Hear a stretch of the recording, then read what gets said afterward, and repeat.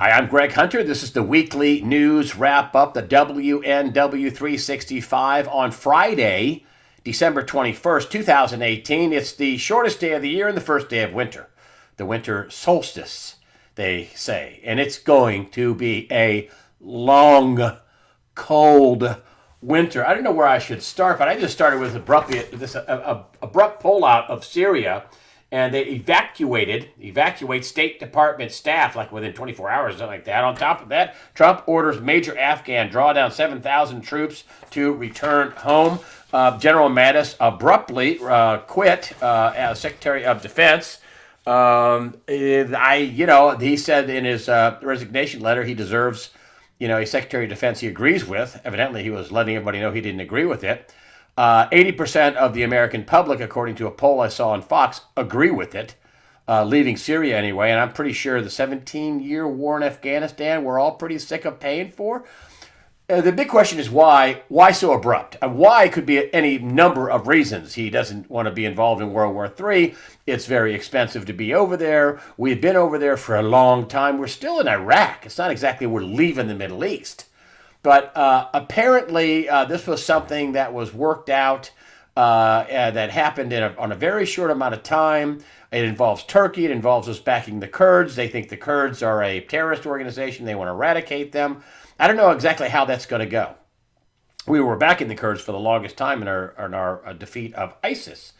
And, ISIS, let me tell you, there's a major players involved in ISIS that include the United States, that include Saudi Arabia, Israel. They funded ISIS.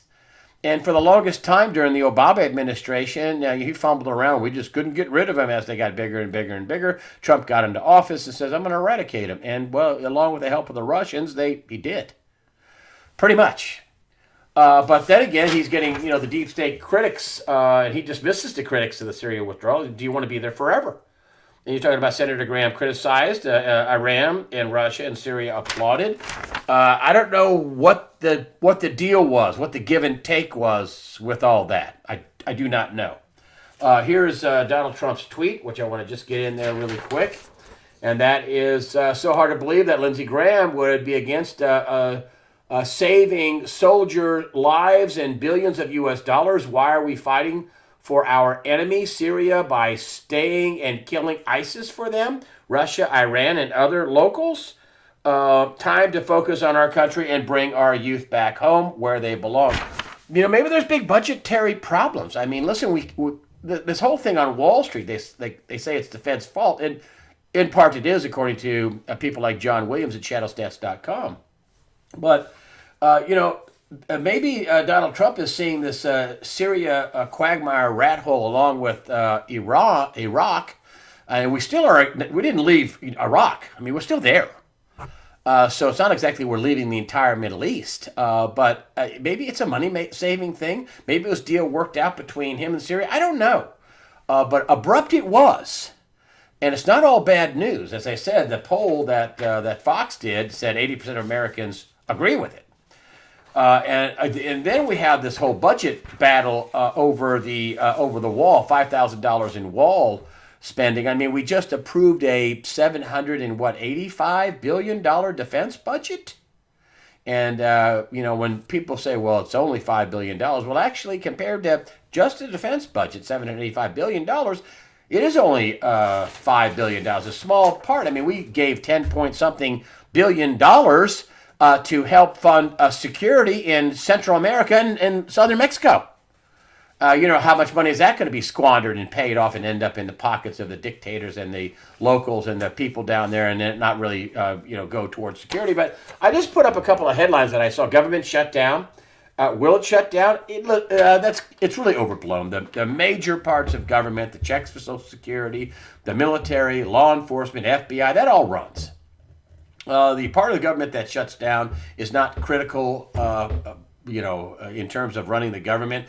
Unfortunately, those workers in the government won't get paid. They'll get paid eventually, but they won't get paid until they start back up again if it's indeed shut down. Trump's going to the wall on this one. The border wall funding is a big deal. I mean, he's going to lose his base if he doesn't step up and step into it. There's also, I called Dr. Dave Janda about that at Operation Freedom.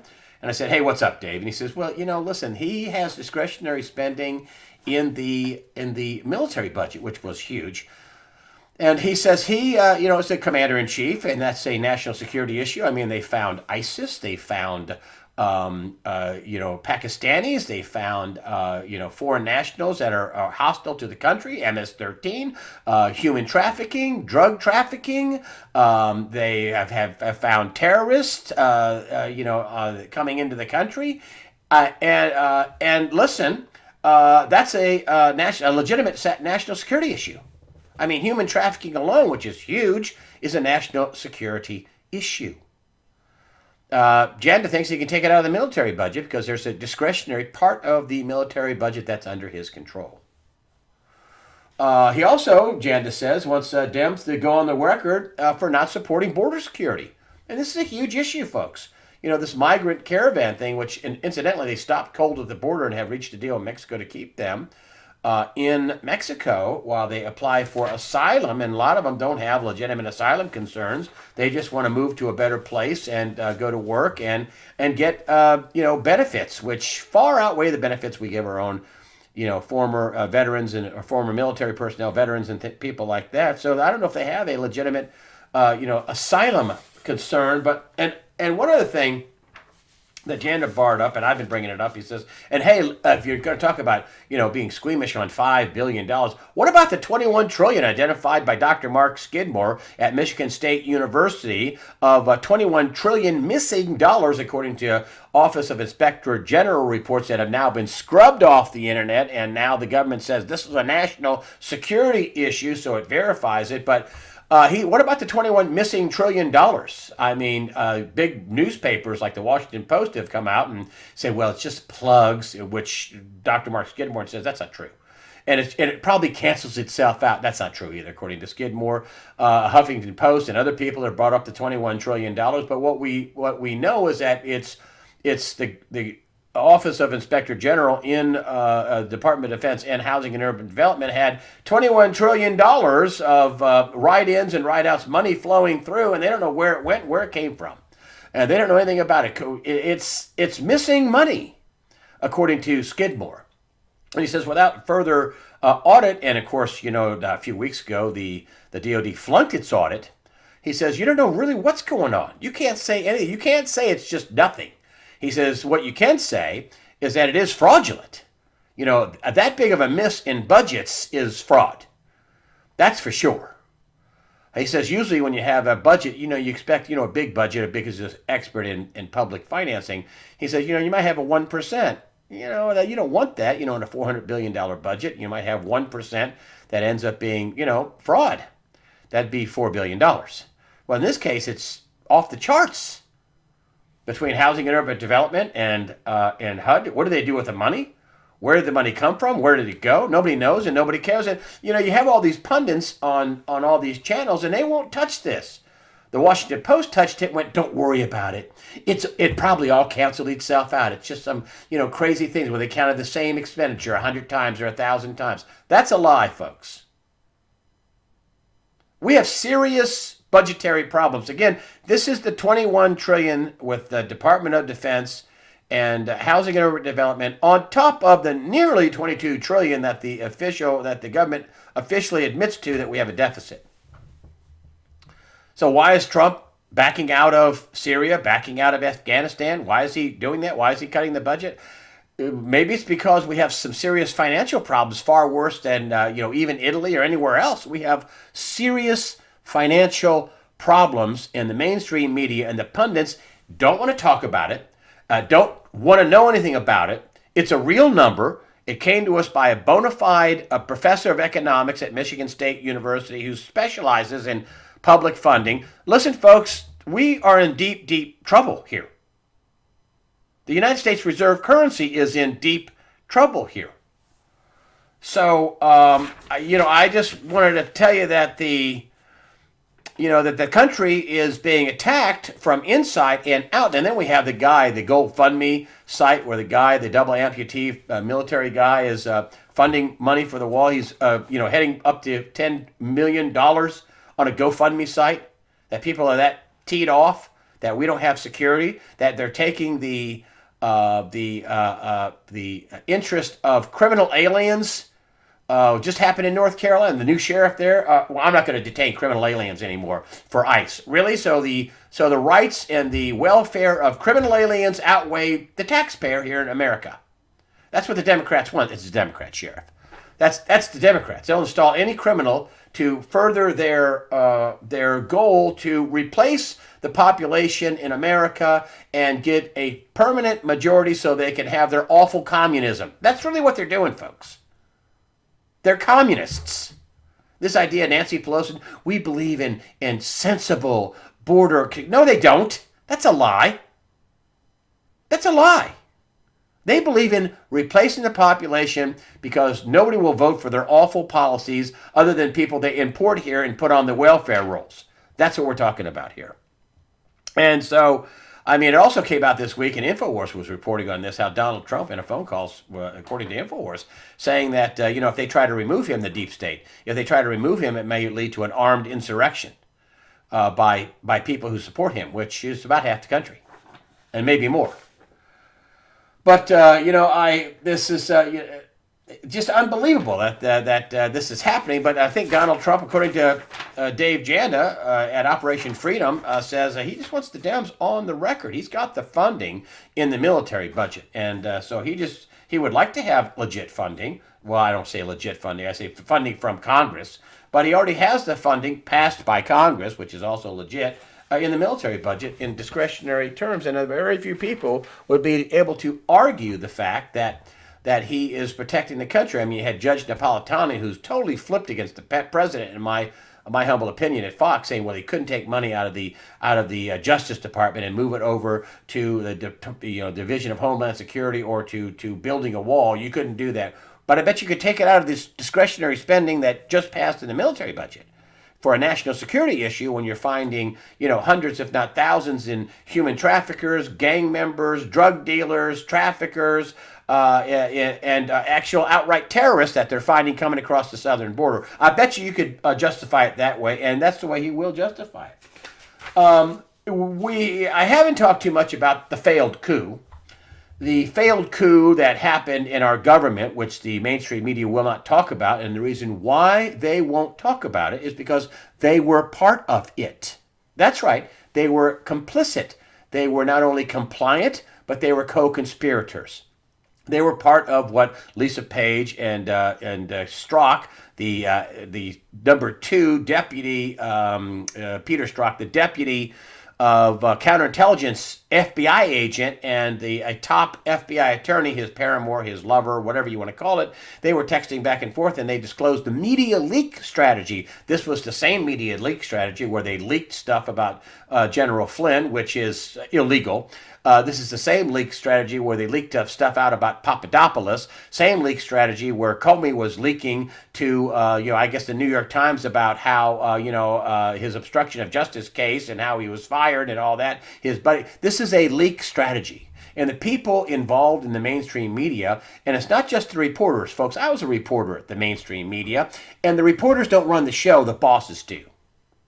Especially if you're doing what you're doing to the President of the United States. I couldn't do something and destroy somebody. I couldn't destroy the President of Tasty Freeze, let alone the President of the United States. And so the bosses are involved. That's why you do not hear about this failed coup where some 25 FBI and DOJ people are either under investigation or fired or have left in shame.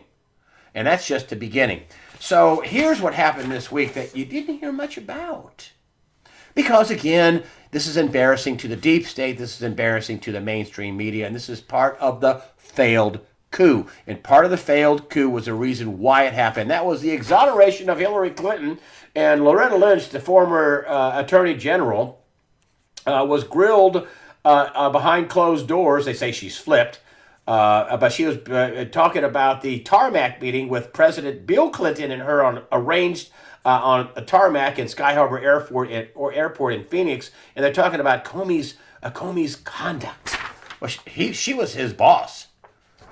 he exonerated Hillary Clinton before they even did the interviews. He wrote the exoneration letter before he even did the interviews. Comey. She never said a peep about it. Although she doesn't work for him. He works for her. He worked for her. But anyway, you didn't see a lot about this.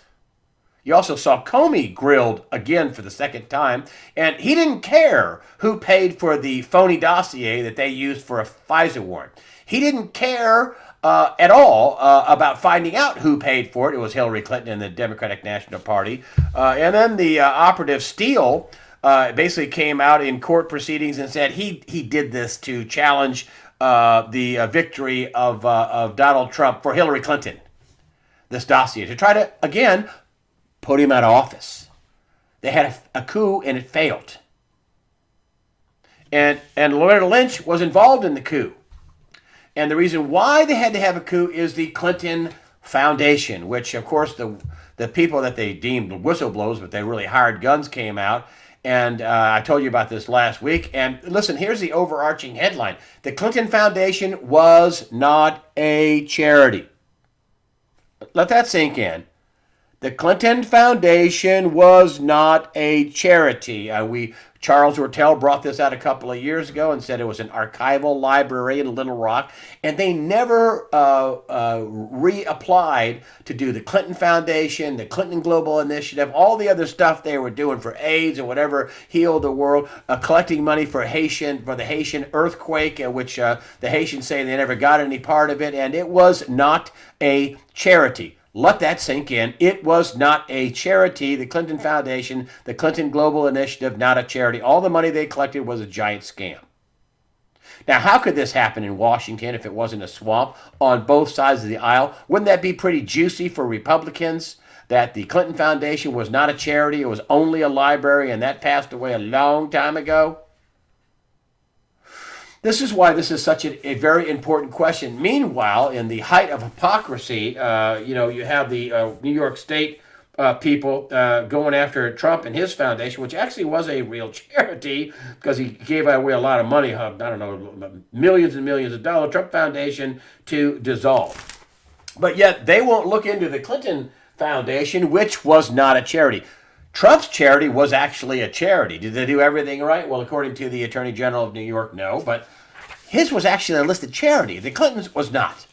That's outrageous. That means their entire thing was a fraud.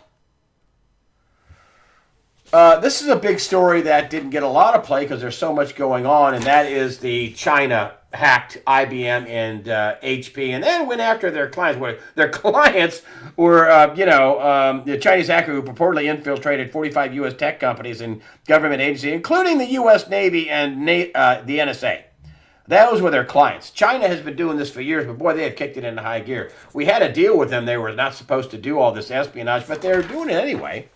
It's pretty dang amazing that the Chinese who steal our intellectual property, we can't do a trade deal because, they want to keep stealing. I mean, that's good for them. This $1.1 trillion in bonds has been talked about. Well, they steal, $500-600 billion a year. They could just take that, for, hey, you stole all this technology. We're not paying you those bonds. I don't know what's going to happen, but I do know that the economy is not good. And here's one thing for you that I just got out of USA Today, the USA Today. Here is employee discount. This is the actual front page of USA Today. What did this cost? How desperate is General Motors, who got a huge black eye by announcing all these plant closings? They're going to stop building the Cruze and the Chevy Impala here in America. They're not going to close down anything in Mexico and China. They're closing down most of their plants here in America, and after America bailed them out. Front page, back page. What in the world are they doing? They advertise the Chevy, the Malibu, the Corvette, the Cruze, which they're not doing, and they won't advertise the Impala, which is the best Impala they've ever made. One of the best sedans they ever made, and they can't figure out why it's not selling because they haven't advertised it for a year and a half. But that just tells me that they're in trouble. To be able to come out with this kind of an ad campaign, I'm sorry. This kind of an ad campaign with stuff everywhere. Listen, I'm not telling you to boycott General Motors because they got a lot of Americans that build American products in America in General Motors cars, GM cars and trucks, GMC, Buick. They have a lot of people building cars here, but you should start getting real picky and tell your dealer you're not buying anything made in Mexico or made in China. That if you start bringing in cars made in China, and there's a way to tell whether they're made wherever they're made, that you will not buy their cars anymore. You should be telling your dealer that. You only buy cars built and manufactured here in America by American workers. But I want to talk about the economy some. And boy, what a week, what a day. The dollar's down. The government may shut down. That's weighing on the markets, but I don't think very much. The stock market is down. Oil's down. Gold's up. Bitcoin's up. Credit markets could go down, as in stop working. And this was a story that came out, and you're not going to hear about this. This is the Guardian UK. Here's the story. It's a long story. I had to sign up for this story about the derivatives market. Now I know your eyes kind of cross-eyed over, but when you talk about derivatives, basically they're debt bets. And they're bets like credit default swap, for example, where you say, well, I know this is risky, but I'm going to take out insurance. That's a great idea, as long as when that blows up, like let's say AIG, when that blows up, your insurance is able to pay off. And this stuff isn't going to pay off. The Bank of International Settlements, which is the central bank of central bankers. Well, let's just read along here with me here. BIS fears financial seizure at the heart of the world's clearing system, which is, all these derivatives. You're talking about financial seizure. In other words, credit stops. Your credit card stops working. You can't go to an ATM. Banks shut down. Everything closes. People can't buy. There's no credit to be put out there.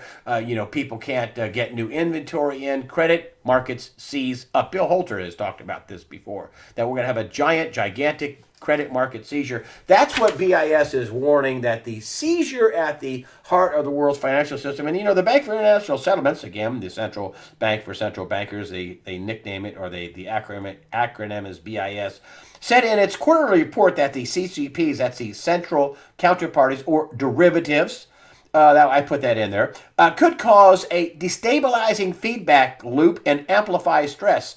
And we're talking about credit seizure and the hoarding of capital they bring up in this particular article. And they bring up in the article that, the derivative exposure trading around the globe is, about 40% worse than it was. And they're worried about banks, shielding themselves and then all of a sudden hoarding the capital. And everything would just simply seize and freeze. Can you imagine what's going on here in the world when it's grown from 165 billion in debt? Just big numbers here. We went from 165 billion, roughly, plus or minus, in 2008 to almost right around $250 trillion in debt. Most of this is bond debt. This is just a debt. Now, you don't need a big recession for this to blow up. You don't need a big pullback for people to start uttering the words, I can't pay. Oh, that bond there, I can't pay. And I keep bringing this up over and over again, but this is what it looks like. Puerto Rico. Puerto Rico thought it'd be a great idea to basically not pay their bonds, their bond debt. They had this giant hurricane, and they couldn't raise money, and they were without power. Some of the islands, some of Puerto Rico, and if it wasn't for the U.S. government and Congress, and I was for this incidentally because these are Americans that have evil, crooked leaders in Puerto Rico that screwed them. But the power was off for, in some places, 9 months. Maybe up to a year in some places. And if it wasn't for the U.S. Congress giving them, aid, which is, I think that's where we should aid. We should aid Americans. And I think we ought to jail their leaders for paying themselves bonus in the prior, year before, and then defaulting on the debt in the next year. This is what I'm talking about here. The massive amount of debt. The decade of stimulus since 2008. Do you realize that the Federal Reserve is still under a accommodative emergency type position? The Federal Reserve, even though they're raising rates some, which is what's causing this blowout. Again, they only raised rates a percent, quarter at a time. We're up to 2 and maybe a half percent, 2.4% Fed funds rate. You don't have to have a large rate increase for the world to implode here because of the giant debt that's out there. And people out there with pensions, people out there with Social Security, you're drawing on a debt ball. They're cutting this all back. The European Central Bank says, well, after December, it's over. Now, some people are saying, well, they're going to keep doing it. Well, at some point they destroy the euro. You keep buying debt and you keep buying junk, you keep stimulating the economy, it will come at a cost someday to your currency, which is maybe the reason why Trump is pulling back and cutting the budget with these wars that are never ending and we're never winning. So the Bank of International Settlements, the BIS, is fearing, and they said this in this article, a waterfall effect. Well, yeah. It's not like it was it's way worse in 2008, according to the Bank of International Settlements. It's way more indebted. We're using way more derivatives, and just if you look at the gross debt in the world, it's way worse. And we have been under at this accommodative debt buying, bond buying program. We're still way under what normal interest rates were. If you look at a graph, it's around 5.5% or 6%. Normal interest rates, and the Fed funds rate I'm talking about the Fed funds rate, which is a key interest rate. It should be around 5%. That's what it was at the beginning of the last meltdown, 5 and I think 1/4%, somewhere in that neighborhood. Now it's up to all the way up to 2.5% roughly. They don't have a big room to cut rates if we get into trouble, and if they do, what happens to the dollar? Interest rates would skyrocket. They'd lose control of the interest rates. It's what Alan Greenspan talked about them losing control of interest rates, and it could spike in a hurry without any warning. Greenspan was just out saying, run for the hills. We're at the end of the cycle. Run for the hills. At the end of the run for the hills. Alan Greenspan, former Fed head, who is part and parcel to blame for the big, reflation of all the stuff we had in the last crisis. He was part of it. What I'm telling you all is that things are very, very dicey. There's more debt than ever, and even the littlest slowdown, the littlest rise in interest rates, boom, can knock everybody out of the saddle because there's just so much debt out there. And then you throw in this, Deutsche Bank, where I had William Black on. Deutsche Bank's one of my pet peeves also. It's, Puerto Rico and Deutsche Bank. It's a huge criminal enterprise, according to William Black, economist and professor at law and also expert in white-collar crime at University of Missouri, Kansas City, UMKC. And he came on and said, I don't know why we are pretending this is some sort of bank when it, in fact, is a criminal organization. And here we are again this past week, Deutsche Bank, Credit Suisse, targeted by EU bond probe. All these guys were targeted by a European Union probe into suspected cartel for sovereign bond trading. You mean rigging? That's my question here. You mean rigging? More crime. And so look at the stock. We had Charles Denner on, and I brought up Deutsche Bank. He says, well, they won't let it fold. Okay. Well, there's a cost for that. William Black thought the same thing, but there's a cost for that. The whole system is weaker because they didn't crack down on Deutsche Bank, which means they couldn't crack down on the other banks. Not even America would crack down on Deutsche Bank because it's so full of fraud and crime, and they have to, I guess, do this to stay afloat. Or they just do it because they're greedy pigs and they're risking the entire global financial system. But, here we have another charge at Deutsche Bank, and here we are again. Here's their chart. It's down to 806 right here, 806. In the after hours, it went all the way down to $8 a share. Why am I showing you this?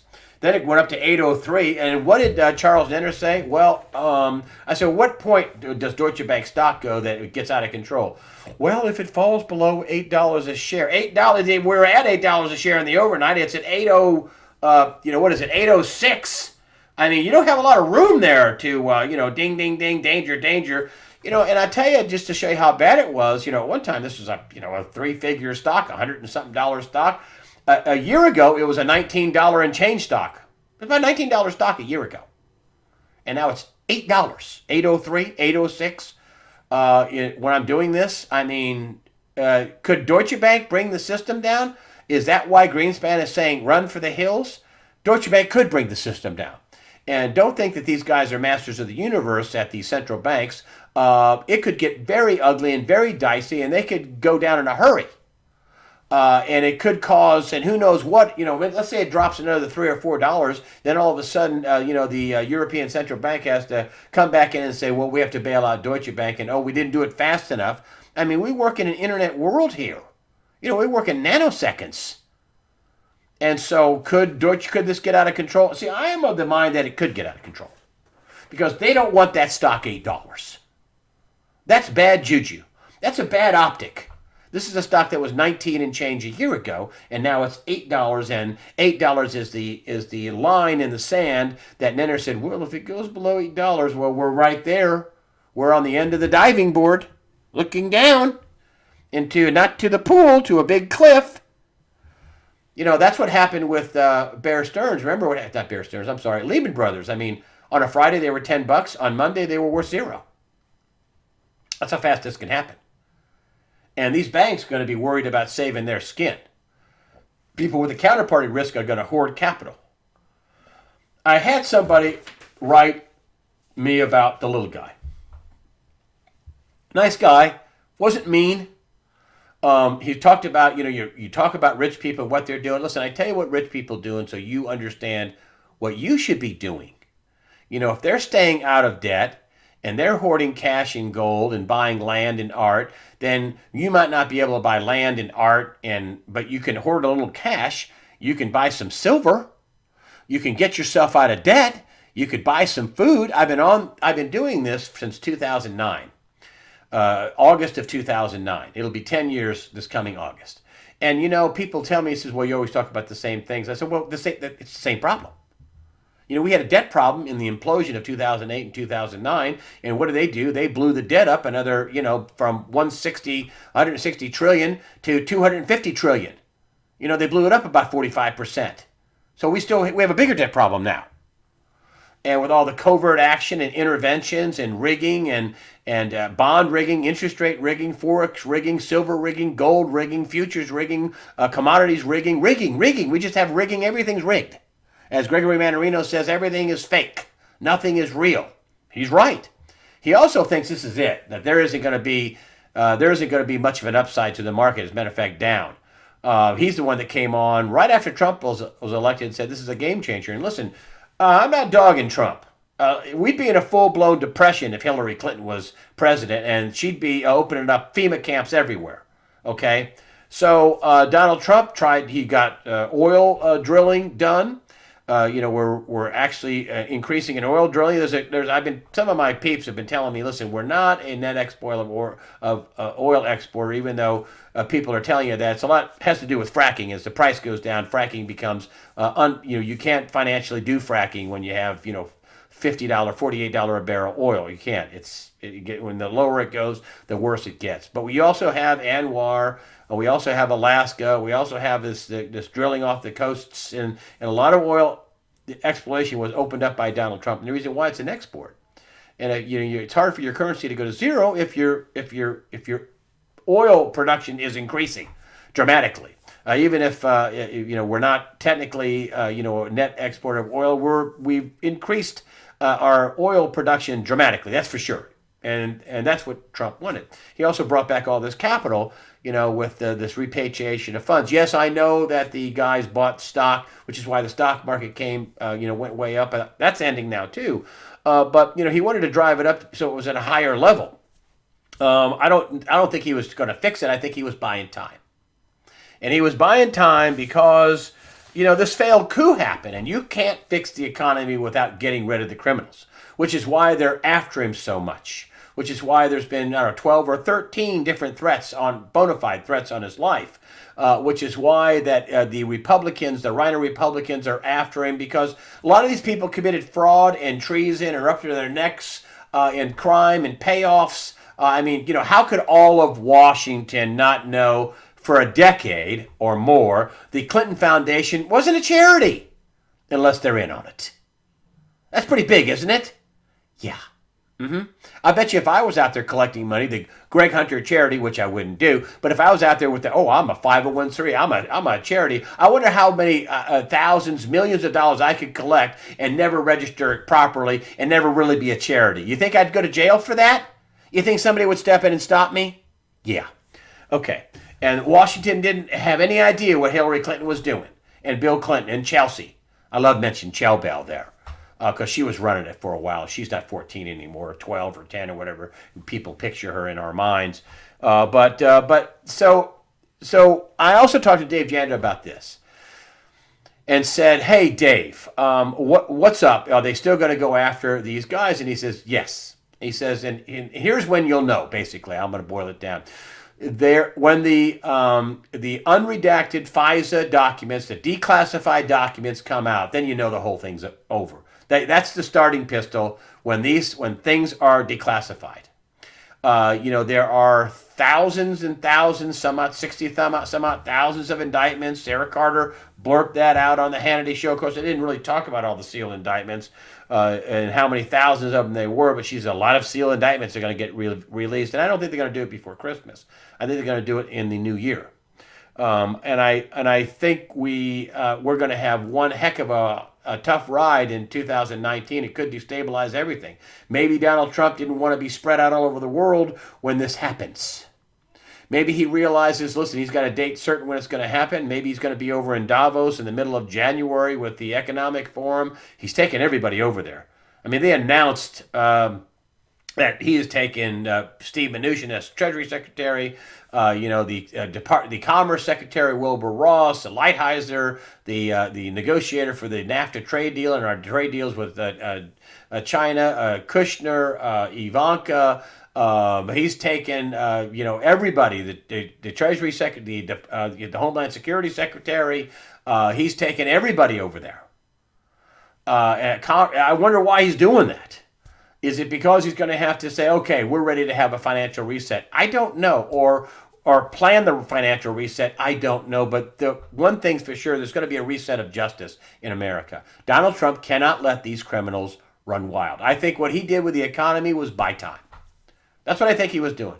You can't really fix the economy with interest rates or cutting spending. Or when you have this kind of crime in Washington, there's no fixing the economy when criminals are running the economy. The criminals are going to have to go. That just makes sense. You can't be bleeding out your leg and then say, "Whoop, I need to put some more blood in me," while and not sew up your leg. That's the way I see it. I've been told this, but I think Trump really has just bought time. And I think that's what he's been doing. And I want to go back to also Bo Pony. A lot of people, I had him on for the election night. And he came on, and I've been talking to him a lot about what's going on. He'll be the first to say he's missed on some timing. But I have to say, he also hit on a couple of big points. He called the top in the market October 3rd. He puts this out to his subscribers, so it's in writing. He called the bottom in gold at 1045 a couple of years ago. He came on election night and said, we will fall into fall. The big sell-off is not going to be October. It wasn't October because we're in November already. It's not going to be November. It's going to be December. That's when it's really going to fall off, really all the way through the last day of fall and maybe beyond. And sure enough, he's been right. Bo Pony at 2020goldforecast.com. So I've talked to him a lot. Has he missed a few zigs and zags? Yep, he has. He'll admit that. But I think overall, he's going to be correct. Gold's going to skyrocket. He also said Bitcoin would have a big day on Thursday and Friday. He also said gold would start catching a bid. It did. And he's going to be right. We're going to have some major changes economically. A new economic system, a new economic season. We're having major changes, and that's why I wanted to bring up this email I got, and this would be the last thing I say. I had a guy write me and say, "What about the little guy? A guy that has his 401k and $30,000 or $40,000 in his 401k, and he's got a house payment and a car payment, and we can't do what rich people do." I said, "Stop." I wrote him back and said, "You gotta change your thinking here. You have people living beyond their means. Number one, they should have spent the last 4, 5, 6 years, and I've been telling people to get ready and stay ready, paying down your debt. Don't buy that big fat house. Buy a house that you can afford and maybe pay it off. The other thing, with a car payment, a house payment, and a car payment, listen, if you're poor, you shouldn't have a house payment and a car payment. Maybe you buy a beater car. I didn't buy a new car until I was 40 years old. 40. People say, well, you like working on cars. No, I do not. No, I don't. I got good at it because I bought junk. And I had the title to that junk. It was junk, but it was my junk. And I didn't get indebted. I was able to do the site because I wasn't indebted. Let me show you. This is something else I tell people. I said, you should cut your cable bill. Cut it off. You should cut your data package. Let me show you my slick new phone. Right here. Right here. Here's my phone. Here's my phone. Okay? I don't have a big data package. I can't text people. I can't send stuff to Instagram. I don't have a huge amount of data where I can, text people. I can text yes, no, thanks. Okay? And the reason why is because it's cheaper. I have a phone for some phone calls. And people don't want to hear this. They go, what should the common guy do? Cut everything. Don't go on vacation. Stop going out to eat. Store food. Get rid of your data package. Cut off your cable and put an antenna outside your house and get broadcast television. It's digital now. It looks pretty good. They don't want to hear that. Things are going to get rough, folks. And you're going to have to do this anyway. And when I say cut all that stuff, I say cut it and divert the money to preparing. Cut all this stuff instead of going out to eat. Buy yourself some food and make it at home. And then, maybe once a week, go buy yourself a silver coin, a silver eagle. I had one guy write me and said, I started doing this 4 or 5 years ago. I started watching you and I started cutting everything. Because I've been saying this for a long time. And I cut everything. I quit going out to eat. I cut my cable bill. I have a regular broadcast TV with an antenna, and it does look good. It's digital. I cut my big cell package. I have a burner phone, and you know what? I've gotten food. I got my car paid off, and I got 3,000 ounces of silver that I've been buying. It's been cheap, folks. So when you start talking about preparing, we're a little long in the tooth to prepare. I told this guy in this email, and I didn't want to come off mean. But there's no magic bullet. I don't have a magic potion for how you can maintain a lifestyle with a house payment and a car payment and go out to eat and a big data package and plenty of cable. And sorry, I don't have a magic bullet for that. We have people that make less than $30,000 a year. Will go out and buy a $35,000, $40,000 car. And they'll put it on payments for 72 months. I can't fix that kind of thinking. I can't. I have friends of mine whose sons don't know which way a screw turns. Righty-tighty, lefty-loosey. They don't even know what a tool is. They don't have a toolbox. I gotta get my oil changed at Jiffy Lube. What? You're 25 years old? You don't know how to change your oil? It is cheaper for you. That's what I'm saying, that, listen, if you're going to prepare, you should have been doing that. You still can. Silver is still at mining costs. I don't like to tell people how to invest money because a lot of them are just, too stupid to make a trade and buy something and hold it as a core asset. I told a good friend of mine about buying silver. He bought about $4,000 worth over time, dollar cost averaged it, and then he bought a house, and then he told me, he said, well, I cashed out all my silver. I said, why? He said, well, I had to put a down payment down. And this is a guy that makes a lot of money, and he cashed out all of his silver. I can't fix that. So you didn't have any other savings. He has a really good job. You don't have any other savings? You had to cash out the silver? Folks, listen, if you do nothing else, buy food. Buy food you can store, buy water, at least do that and do it now. And if we do get another 6 months or 8 months, yay, dollar cost average some silver. Have some cash around. Put tires on your car. Try to get the title to your vehicle. Don't get into debt. William Black was on. What did he say? This is a PhD in economics. What did he say? Don't get into debt. Stay out of debt. Don't try to get into any kind of debt unless it's like a house you have to have, and it's in a prudent buy. and save some money and live below your means. This is a PhD in economics, folks. There is no magic bullet. There is no magical thing for the little guy to do other than to sacrifice and suffer and put you and your family in a good position. That's what you could do. I don't mean to come off preachy or mean, but I mean, it really flew all over me when this guy, he has a house payment and a car payment, and maybe the guy should have bought a beater and a set of Craftsman tools. Oh, that's too much. We don't want to do that.